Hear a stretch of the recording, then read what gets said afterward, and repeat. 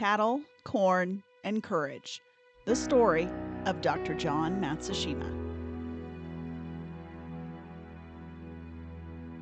Kihei Matsushima went to the Denver Union Stockyards Company in 1921 to purchase cattle. He farmed near Platteville, Colorado, and had come to the U.S. from Japan in search of a better life, and had found one in agriculture. He went to the stockyards and handpicked 10 heifers and 1 bull.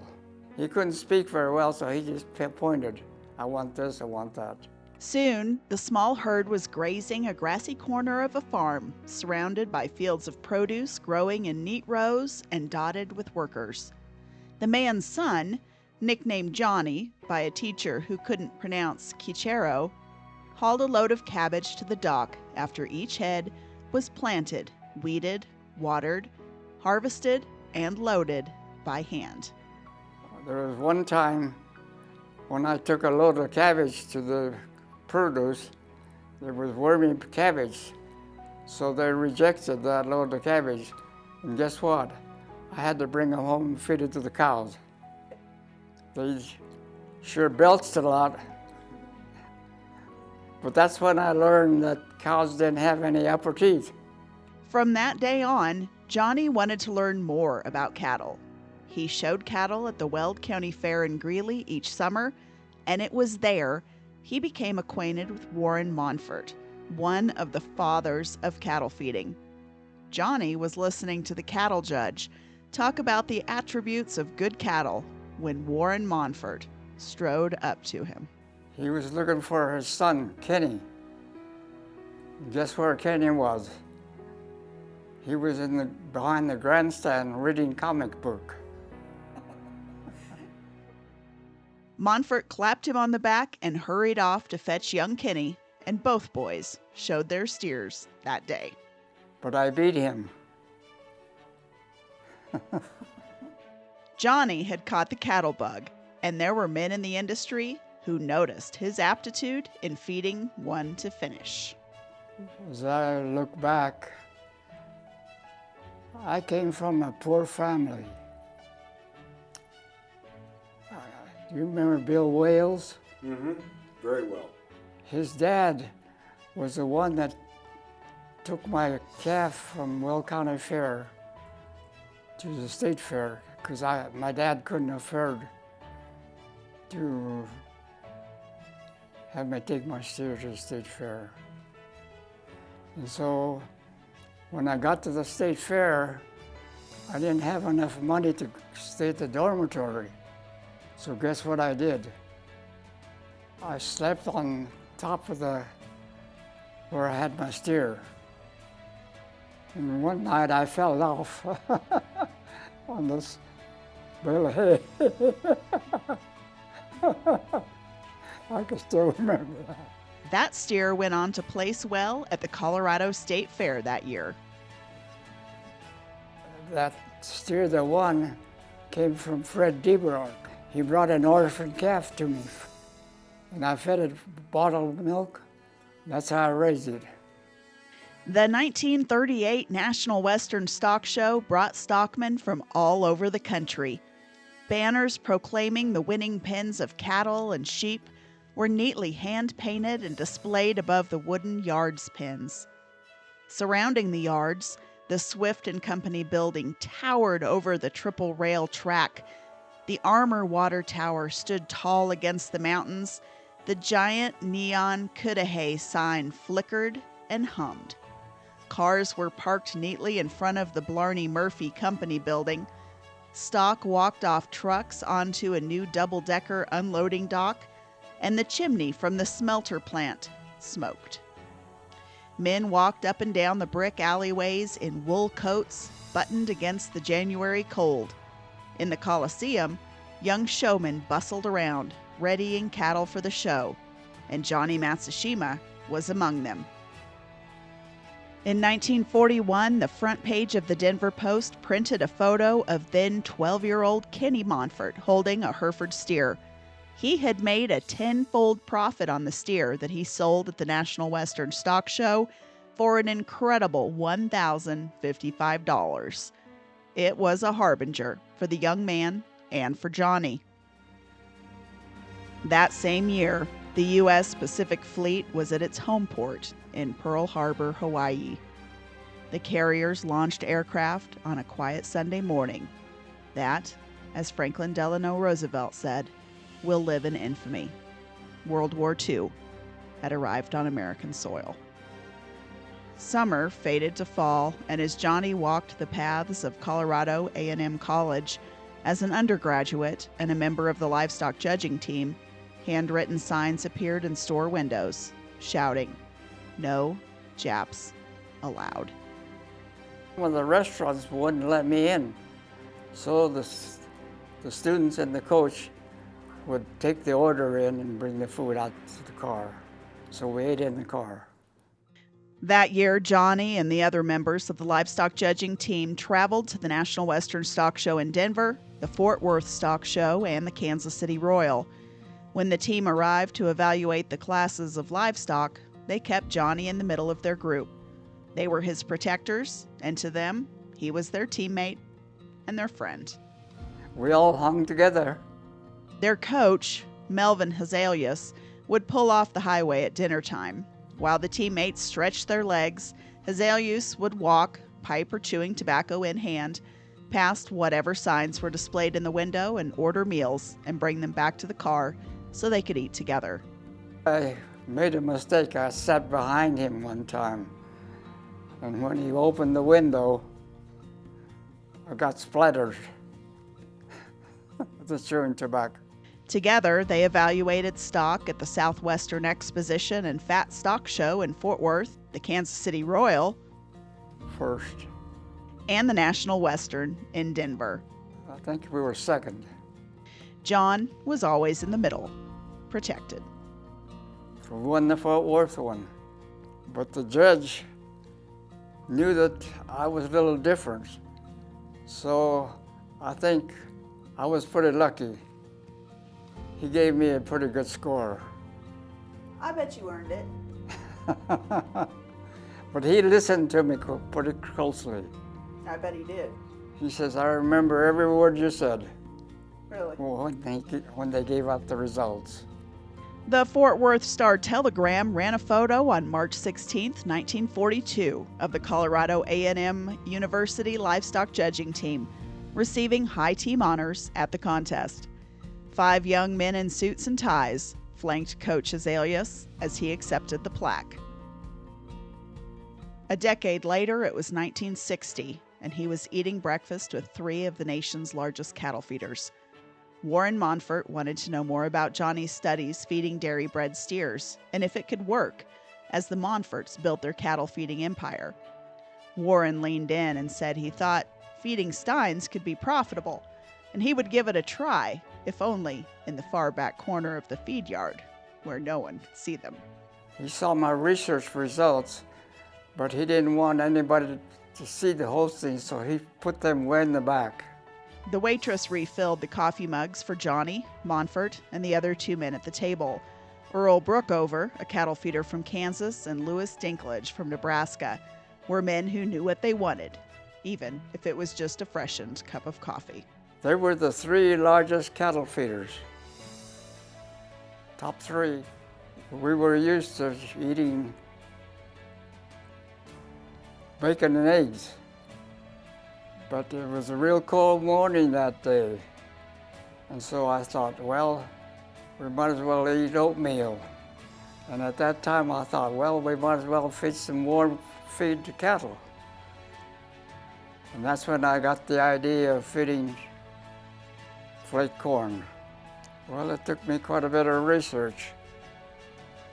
I had to find out how much steam to put in, how much water, and how to get it in. So we had a big chamber, and that corn gravitated down, and as it gravitated down, the corn got some water. And then at that time I thought, well, instead of using it cold, might as well put it through a roller. And that's when we got the steam flake corn. The cattle feeders in Colorado at the time knew Matsushima's research had real value for their business, and they wanted him to return back to Colorado. Mr. Montfort was a very strict cattle feeder, and he somehow learned that a lot of the good things in cattle feeding business was taking place in Nebraska. So he brought over a busload of cattle feeders from Colorado. And the cattle feeders from Colorado said, how can we get him to come to Colorado from Nebraska? But I said, I've got everything under control here. I've got all the money that I need to research. And so Mr. Montfort says, well, what can we do to coax you to come to Colorado? I said, well, I have 2 graduate students. I have all their assistantships. He says, well, bring those 2 boys over. We'll pay for their assistantships. And then I says, well, I just built a new house. He says, well, if you move to Colorado, we'll build you a new house. And then he says, well, I have a lot of research money, several $1,000 coming from various companies. He says, well, we'll do the same thing. We'll get you those same companies to transfer the money to Colorado.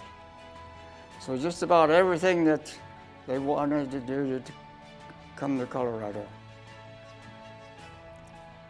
Well, I came for an interview, and the president at that time says, we can't pay you very much, but the scenery here in Fort Collins is worth at least $5,000 a year.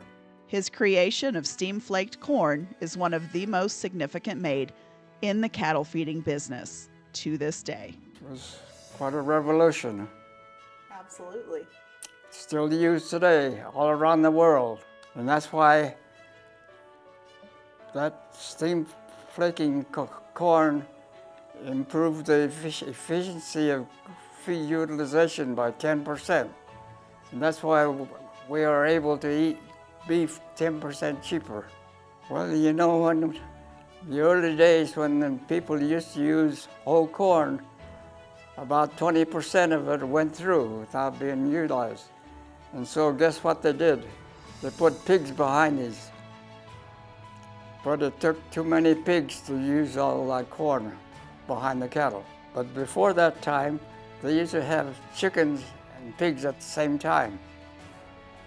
But the pigs started eating the chickens.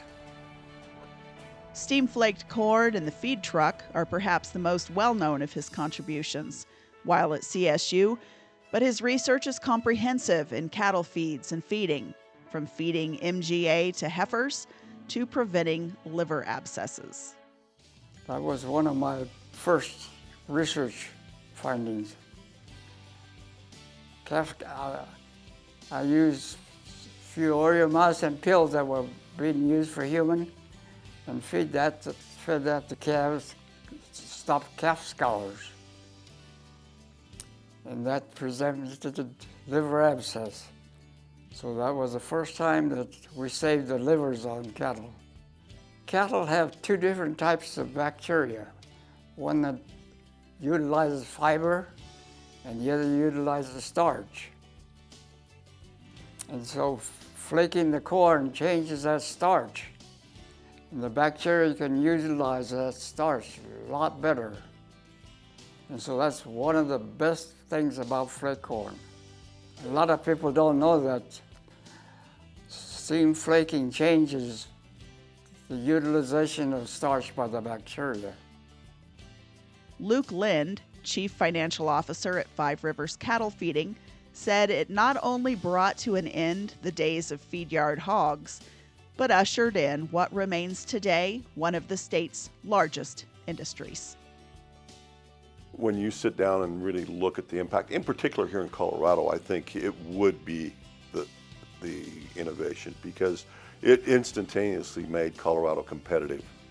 Up until that point, we were hauling corn from Nebraska. I remember riding with my dad to Nebraska to get corn because we were always short here, and so it was freight away. And the minute we got flake corn here, it made you very, very competitive, because Nebraska winters aren't the best, and so your cost of gains were a lot higher. And then you had humidity and heat in the summer, whereas at these upper elevations, you had these nice, cool, dry summers. It made it very, very competitive. And so it really did put Colorado on the map in terms of cattle feeding.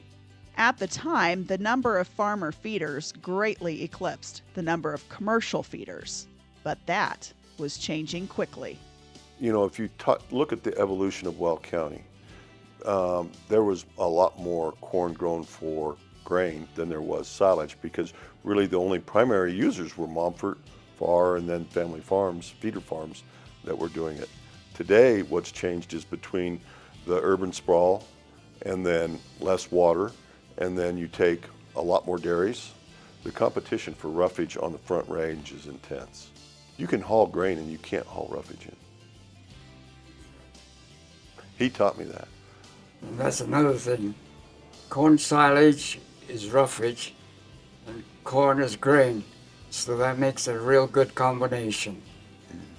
Makes for a warm breakfast, too. That's right. It not only makes a good combination, it makes a warm breakfast, just as Matsushima envisioned, over a bowl of oatmeal in a cafe in Nebraska on a cold winter morning. Jordan Levy, who is the managing partner of Five Rivers, that's what hooked him on cattle feeding. As he said, he was at the Crowfoot Yard in Lubbock, Texas, early in the morning, watching the steam rise off the bunk and the cattle go into the bunk and eating. And he said that's when he was in. That's when he knew he was all in. There's one thing that I want to say. Cattle feeding in Texas became one of the largest feeding states because of the steam flaking process of milo. No question. So in Texas, they started out with milo. And now we don't feed any milo because it all goes to the hogs and export. But yeah, that's exactly right. We rolled milo at Cimarron for years. But it's now almost all the grain is imported in from the Corn Belt to Texas on unit trains. But to his point, the other places, Southwest Kansas, that's very much the case. There you wouldn't have cattle feeding in Southwest Kansas without flake grain. California, you wouldn't have flake grain. I mean, if you didn't have flake grain, you wouldn't have anything there.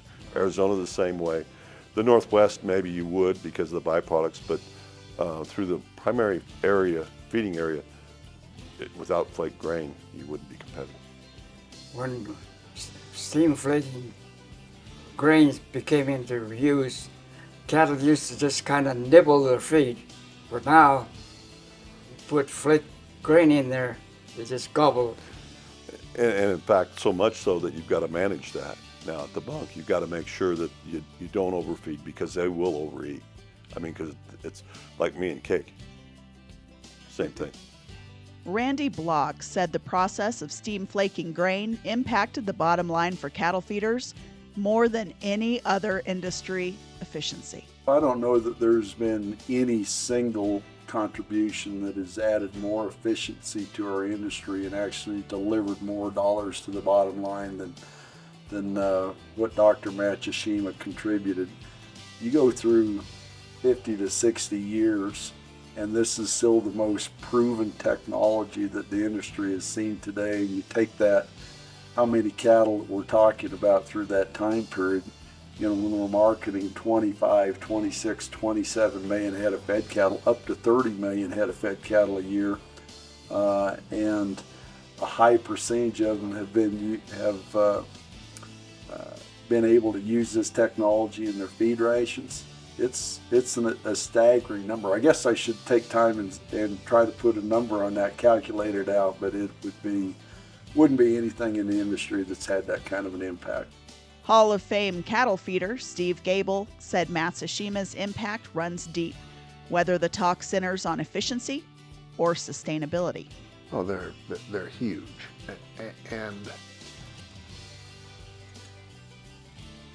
it is amazing to me that he had the foresight that he did. And obviously, you know, with the opportunity to work with a Kenny Monfort and to work with a W.D. Farr, I mean, bright minds have the ability to challenge bright minds.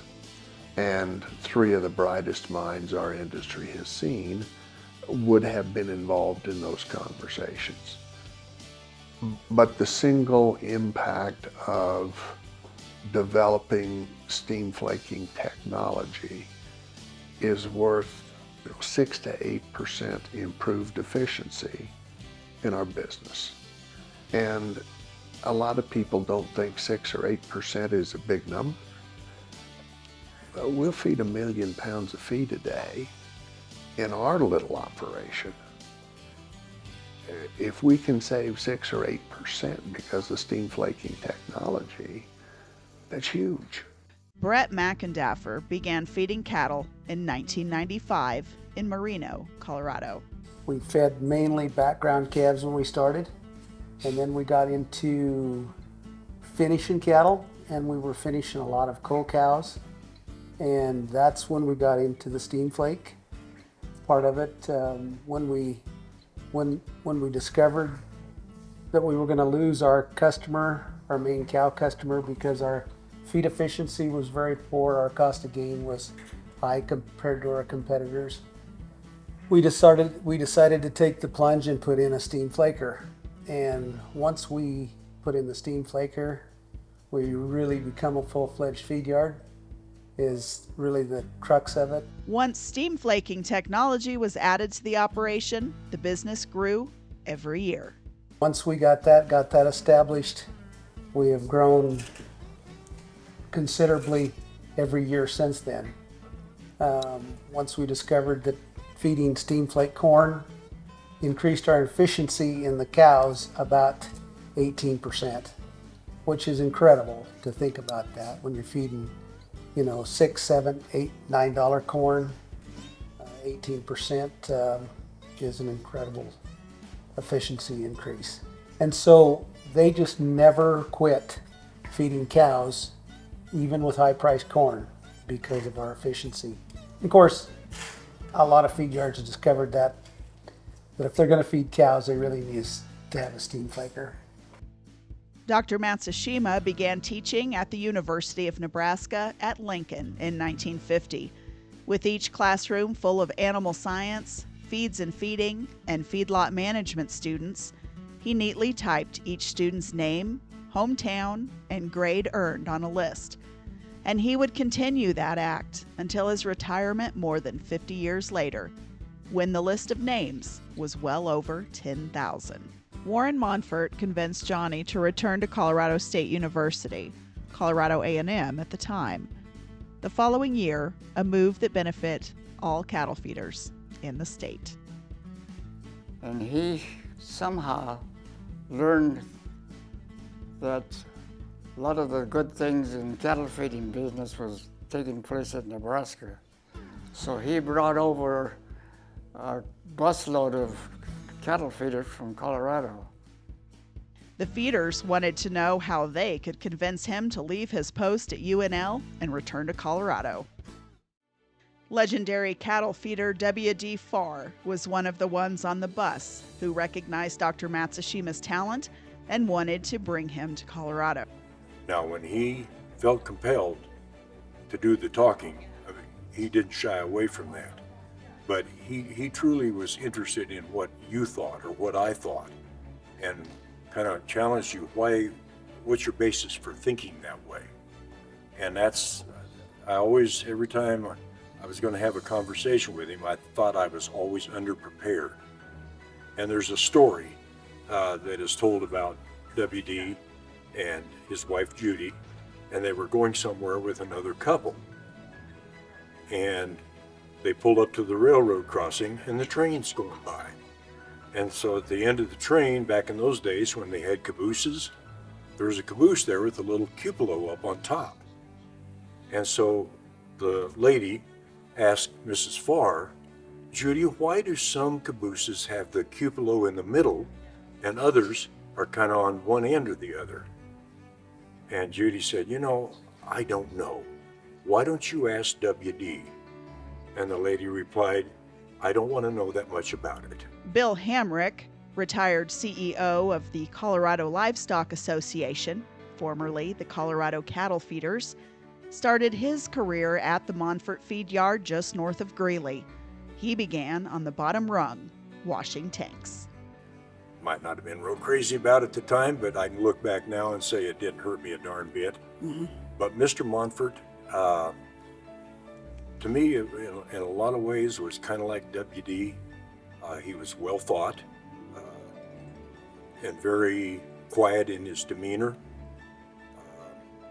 He, I don't think, ever made a spur-of-the-moment decision, but somebody you could sit down and talk to, and although I know him only briefly, respected who he was and what he did. So, and Kenny at that time, when I came on board there, was becoming much more involved in the packing end of it, and that seemed to be a real passion for him. Whereas Mr. Monfort, Warren, you know, he was like WD. He loved cattle, and he wanted to be ahead of the curve, always kind of being the leg up on the competition. And as an example, bringing Dr. Matsushima to Colorado and the part that he played there. The cattle industry nationwide was undergoing major changes at this time, and the concept of controlling cattle from feed bunk to plate was quickly coming into focus in Kenny Monfort's hands. I remember when I first started, WD'd send me out to sort heifers for Litvak and Pepper in Denver at that time. Didn't want anything weighing over 850. Yeah, true story. Back at CSU in the feedlot, where his cattle feeding studies took place, Johnny parked a hand crank concrete mixer to mix ration ingredients. The heavy mixer was no picnic. He walked into Harsh Manufacturing in Eaton, Colorado in 1965 and told Mrs. Harsh his idea. Well, I told her that I was tired of mixing feed by hand. And so I thought, well, I might as well use one of those concrete mixers. And that, of course, only mixed enough feed for 3 or 4 cattle. And so I thought, well, maybe she could fix me a mixer. And we had a portable mixer with just one auger at first. And that didn't do a very good job, so we used 2 augers. And that still didn't mix the hay and the grain together. So we finally wound up with 4 augers, and that's what we use today. The PTO-driven mobile feed mixing unit prototype was soon up and running at CSU, followed by a truck-mounted unit that can now be found at virtually every feed yard in the country. People got used to that automatic mixer. Former Commissioner of Agriculture Don Brown, a corn grower from Yuma, Colorado, and former student of Matsushima's, said the longevity of the advances Matsushima made are unparalleled. Isn't that crazy? I mean, that never happens. I mean, and we're all glad we thought up we needed flake corn, right? Except he thought it up and then showed us how it worked, and now we're glad we thought it up. I mean, that's the way these things work. But 60 and 70 years later, we've got large feedlots. I'm from Yuma, 180,000 head on feed, maybe 4 miles from our place. Every kernel of that corn that we raise on our farm is flaked from an idea that occurred 60, 70 years ago. The technology is basically the same. The finished product is the same. You can't imagine, landlines are gone. Now we have cell phones. Who would think of using a landline, right? Everybody's still feeding flake corn. We use Manson all the time in our rations to control bloat and those sort of things on the cattle on rye pasture. All those little tools, those instrumentals, those studies, still in use. The this is phenomenal. Speaks volumes about the work that he did and what he did for the rest of us. You know, of course, you were born in 1920, same year as my father was. Yes, my father was born in 20. He was, we lost him in a farming accident about 30-some years ago. But point being, he had a real good mind. But out in the rural area there, he developed polio when he was young, and so he only went to the 8th grade. And so, but he made sure his kids went to college, right? So I go to CSU, or I go to NJC initially, but at CSU, and then I get my Feeds and Feeding book out. I'm going home with, you know, the Bible, and I take it home to him with all the energy levels, TDNs, and everything in it. And we fed cattle at home, fattened cattle there, and I said to him, now, how do you balance your rations, you know? And of course, you know, I was talking to my dad. He couldn't know much, could he, right? And he says, well, Don, that green book you've got there, he said, and he reached in his filing cabinet, he rolled it out, and he pulled it out. Yes, and he said, Don, really in life, all you really have to know how to do is read. So he was a big reader, a consumer of stuff, and I've often thought of him when I think of you and you guys, you know, and he was, his cattle always got fat. But anyway, you say, I was paying to get my education and he was just reading. So anyway.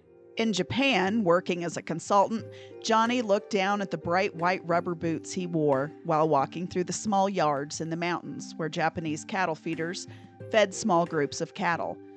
The Japanese feedlot ration was similar to the rations he designed stateside, though rice straw and beer mash was utilized rather than corn silage or alfalfa hay. Luke Lind, a former student of Dr. Matsushima's, visited a Japanese feeder as part of his role at Five Rivers Cattle Feeding, a decade after Dr. Matsushima had spoken to that very same feeder. So in 1982, Dr. Matsushima gave a talk in Japan about beef quality, and it really helped open up the gates for U.S. beef and acceptance over there. Fast forward 1994, 95, we had been acquired. One of our partners had a significant presence in Japan. We were looking at creating what they called a story beef program. And so we spent 2 weeks in Japan and interviewed a lot of people and talked to a lot of people in Japan that were in the beef business. And one of the gentlemen that we visited with was a large cattle feeder, and by large I mean had a couple thousand head of cattle, also owned a small packing plant, a processing facility, and owned Japanese steakhouses in addition. And so we were quizzing him about why he got so vertically integrated. And he said, well, and he was doing it through an interpreter, and we heard two things: Dr. Matsushima and Mumford. He was over here in the 70s and saw all this and had this grand vision of what he wanted to do, and he did it. Matsushima's research touched the whole of cattle feeding, studying the ideal roughage, the estrogenic effects of alfalfa in a ration, gains in bulls compared to steers, the effect of implants, grub control through the use of a poron, the feed efficiency in single and double implanted cattle, the benefits of liquid protein concentrate, widely available in sugar beet producing areas, the added efficiency of feedlot heifers through the use of melangestrol acetate, added profit as a result of backgrounding cattle prior to feedlot placement, the added feed efficiency as a result of fed meninsin, daily gain in efficiency increases as a result of the use of dry distillers grains, and the most beneficial time to implant calves. Hamrick's name is among those neatly typed among Matsushima's 10,000 students. I had 3 professors that I remember here at CSU, and he would have been one of them. His demeanor and kind of his mindset were a lot like my father. And as I mentioned this morning, everybody doesn't get a trophy. It's kind of a tough world out there. And he had a pretty high bar. I don't know that he ever graded on the curve. If he did, I don't think I ever benefited from it. And he had just expected a lot of you. Randy Block, CEO of Cattle Facts, said Dr. Matsushima's classes were his favorites. while he was studying animal science and ag business at CSU. Dr. Matsushima was one of my absolute favorites. I have so many fond memories of his classes. And it was really one of those things. His class was always the first thing in the morning, always the first hour of classes. And in those college days, you know, you might not get in real early the night before, but nobody ever missed his class. It was really that kind of a pull. Nobody ever missed it. It was one of those places. It was hands-on learning. He made it fun. What an inspirational teacher, thinker. And he carried that to each and every one of us as students. And I credit a lot of my success in my career from what I learned from Dr. Matsushima and what he taught us on how to be present, how to be involved, how to be passionate, to have that kind of enthusiasm and energy. So it had a big impact on my life. Dr. Keith Belk, a professor at CSU, said Matsushima excelled in part because he was involved in the industry in a relevant way, in addition to doing the research to help the industry solve its problems.